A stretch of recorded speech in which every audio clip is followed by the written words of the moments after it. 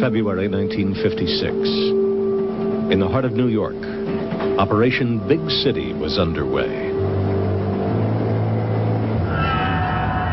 A Ford Mercury, specially adapted with a hidden exhaust pipe, pumped out bacteria onto the streets of Manhattan.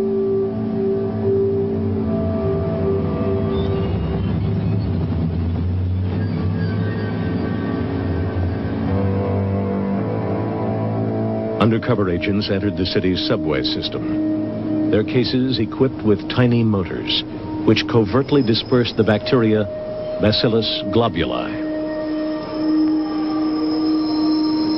10 years later, the Army returned.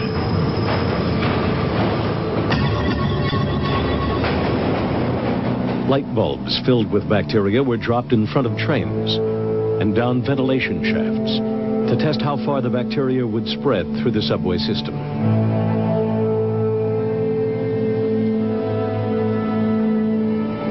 For years, these public experiments were kept secret from the citizens of New York.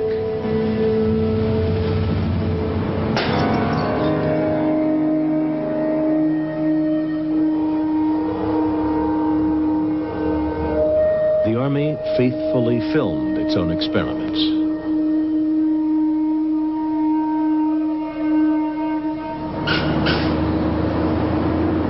This Washington, D.C. bus station was the site of another secret test. 30 similar trials were conducted at public locations all across America. One of the earliest experiments had fatal consequences. In 1951, the Army sprayed the bacteria Serratia marcescens over San Francisco.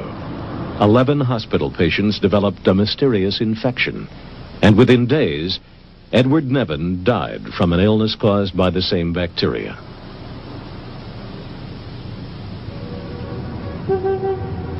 In 1953, CIA employee Frank Olson leaped through his bedroom window on the 10th floor of this New York hotel. 9 days earlier, a fellow CIA scientist had secretly spiked his drink with LSD. It took the government 22 years to acknowledge its role in Frank Olson's death. Another cover-up concerned the death of a civilian, Harold Blower.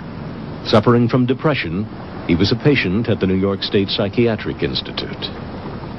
There, he and 5 other patients were unwittingly tested with mind-altering drugs by doctors who'd signed a secret contract with the U.S. Army. Again, it was more than 20 years before his family discovered the truth. In 1975, I was living in California with my 2 children, and there was a knock on the door, and 2 people in uniform were at the door. They said they were from the Pentagon. They wanted to talk to me about the death of my father. And I told them that my father had been dead a long time. They came in and they told me that they had found papers at the Edgewood Arsenal in Maryland.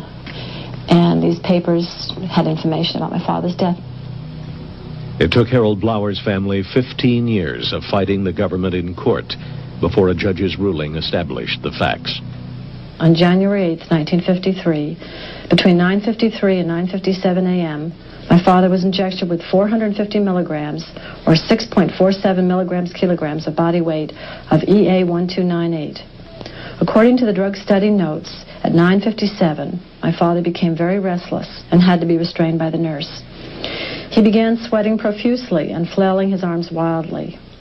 At 10:01, he pulled up in bed, his body stiffened, his teeth clenched, and he began frothing at the mouth. Similar reactions continued for over an hour. My father was still talking and moving his legs randomly at 11:05. Finally, at about 1.5 hours after the injection had begun, my father lapsed into a coma. He was pronounced dead at 12:15 p.m.